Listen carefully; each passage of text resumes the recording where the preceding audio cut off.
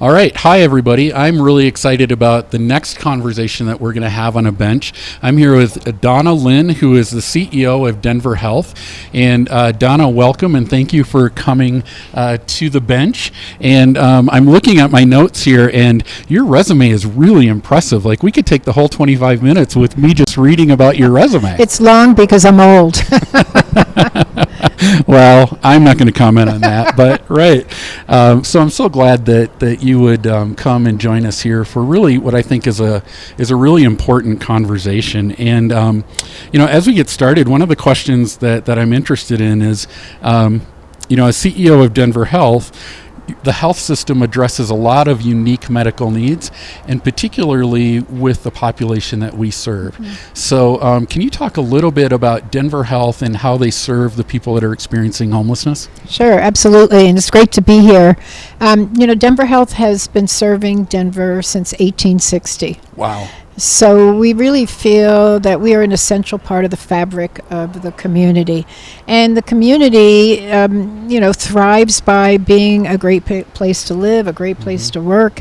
And we recognize that not everybody has the same opportunities.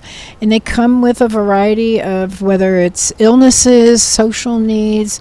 And so our philosophy has always been to be there for the community and to take care of everybody regardless of their ability to pay, regardless of what they look like, what they sound like, their ethnicity. And so I am so proud that Denver Health has had this long tradition and that I'm able to carry it on.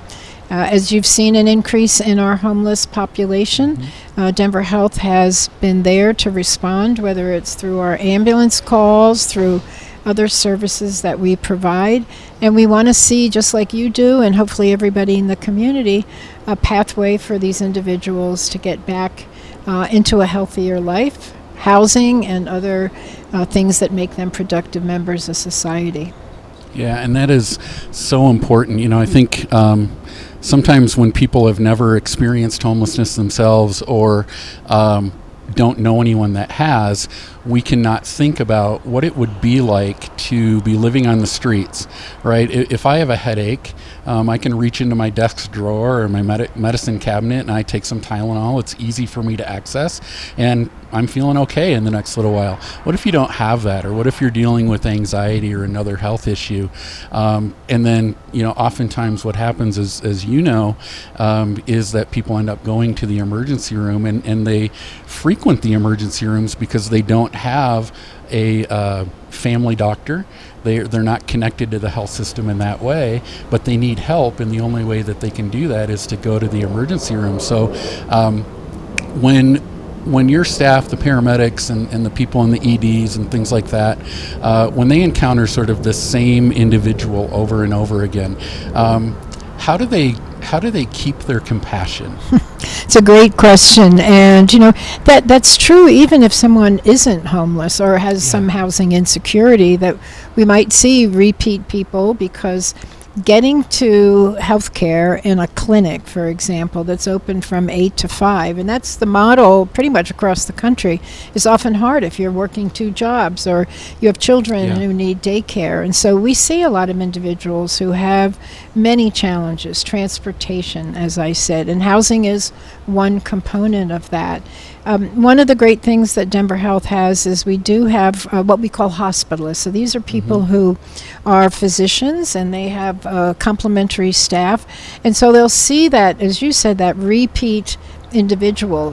Just last year at Denver Health, we saw 16,000 people who identified as being homeless. 16,000. 16,000. Wow. And they come to Denver Health much more frequently than somebody who is housed, to your point, oftentimes because they're not able to take care of themselves. I'll use a different example. I like to use the frostbite example.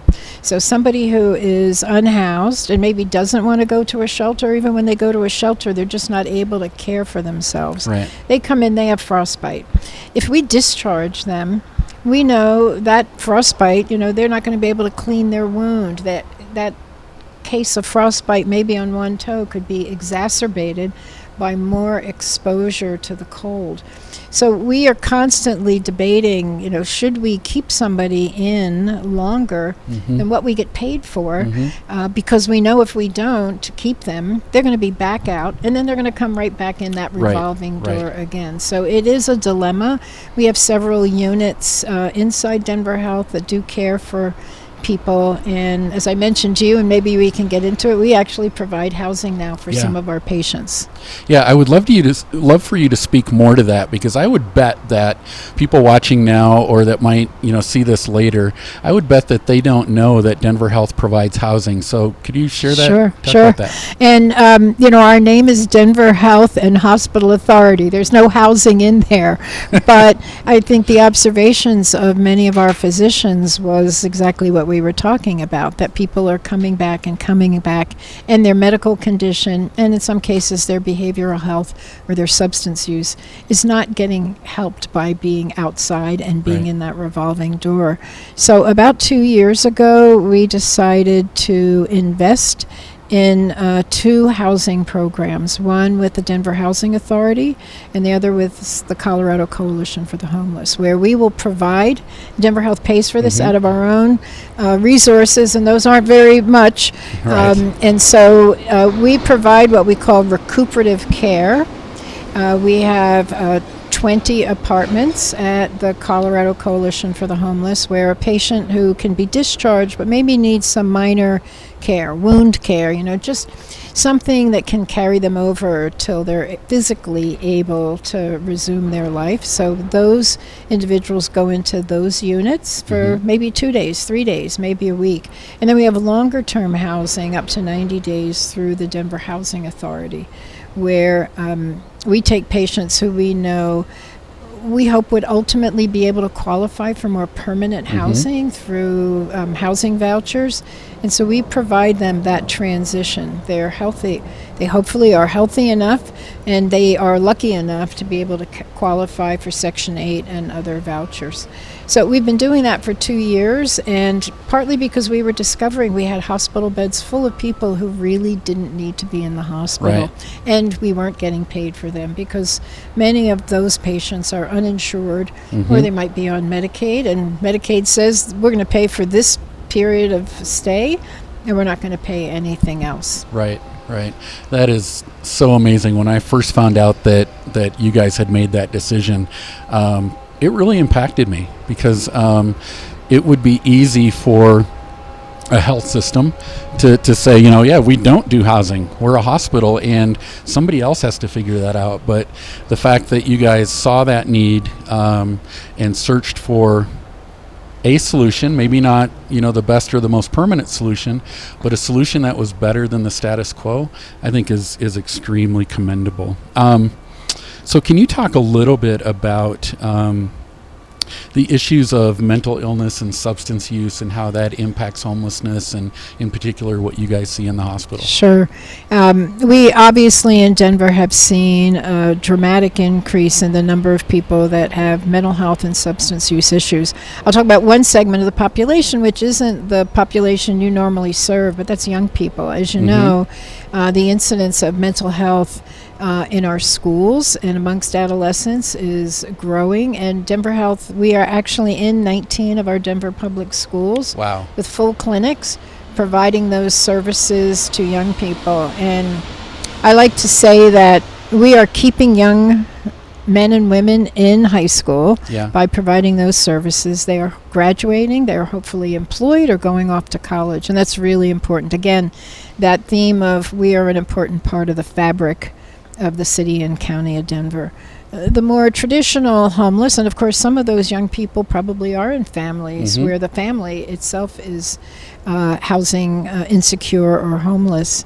We see a lot of patients who come in. There's a high correlation, I don't know the exact number, between those who are living on the street and have mental health and substance use issues. And so it's very complicated. We do have inpatient units at Denver Health. We have 78 inpatient beds for psychiatric, for long-term psychiatric care. We also have a facility called Denver Cares, which is adjacent to Denver Health, not the main hospital itself, but it's implicitly housing, because we have up to 100 beds for people who come in and maybe their need to withdraw or dry out, as we used to say in the old days, is just temporary. It's not chronic. And so we provide care through this organization called Denver Cares up on 12th and Cherokee.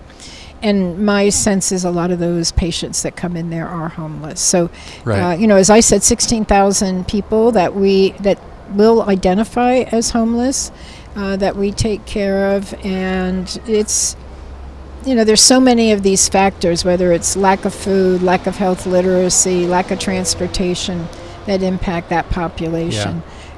So we mentioned our paramedics. They routinely are coming to the scene. They come to the Denver Rescue Mission and frequently, and they also, though I've watched them on the street, just help somebody who is living on the street, laying on the ground. Maybe there's no medical acute issue, but they will help them, write themselves up, try to encourage them to come in to get care. And as you know, not everybody wants to get care. Right, yeah. And, and you just alluded to it. We're so grateful for the partnership that we do have with Denver Health, because, hundreds and hundreds of times, that you probably know better than I do, a year, your paramedics are called on 911 calls to one of our locations. And, that's a lot. That's a stress on the system. It is. But I know that our staff are so grateful when they see you come. Right. And it's a tough job, whether you're, as I said, coming to the scene, whether they're on the street or they're, in a facility, they don't always want to go, right? Right. And so we talk about in healthcare something called moral distress. I'm sure it's true for some of your employees, because you really want to help somebody. Not everybody wants to be helped. That's right. Yeah. And so I think that struggle is really part of what impacts a lot of our healthcare workers. I mean, they get burned out just taking care of patients who aren't homeless, but you can imagine, the frustration of, gee, if only that person did have a sink, to clean their wound, or they had access to ibuprofen, or they could change their bandage. I mean, these are simple things that we take for granted. Yes. But there's an awful lot of people that have no capacity to do that. Yeah, they don't. And I think, and I'm so glad that you touched on that, because, before I got into this work, so 14 years ago, it was easy for me to judge those that were unhoused or housing insecure. And I found that what I would do is I would judge them through the lens of the way I grew up, or what I had or didn't have, which is, what I've learned now. It's an unfair tool to judge someone by, because in the community that I grew up in, a lot of things that I heard a lot were people should pull themselves up by their bootstraps. And, one of the things I've learned in this work is, here's the thing, it's impossible to pull yourself up by your bootstraps if you don't have boots, or if your straps are broken. Right? So I was fortunate to have boots, but a lot of people aren't. Absolutely. And, and our job, and I think you would agree with this, is to come alongside people in their time of need, and to meet them with that compassion, with that dignity, and if they want help, to give it to them, and if they don't, to maybe treat them in such a way that at some point later they will want help. Right. I think you make a great point. I was visiting Japan once, and I noticed there were some homeless people, and I asked about it, because the Japanese are known for a lot of things, including cleanliness and orderliness. And I asked, and clearly there were people that were homeless and intoxicated, and the man who was our tour guide said,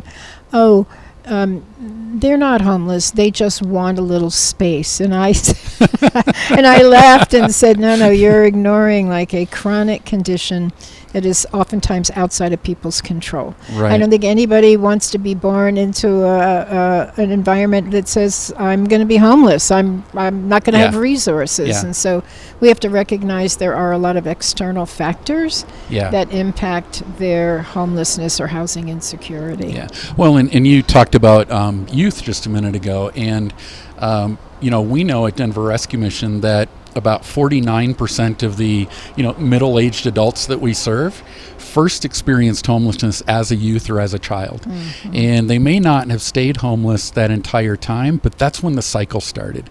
And to your point, if you don't graduate from high school, what are we going to do to find a job that we can keep and that can afford an apartment in Denver or even one of the suburbs? So it's so important in that work that you're doing. And actually later today, Christina from Urban Peak is going to be here. So we're good friends. Yeah, I bet you are. She's, as we know, she's the guru on youth homelessness. But we'll be able to dive into that a little more. So here's something I'm curious about. In your past, you were also the lieutenant governor for the state.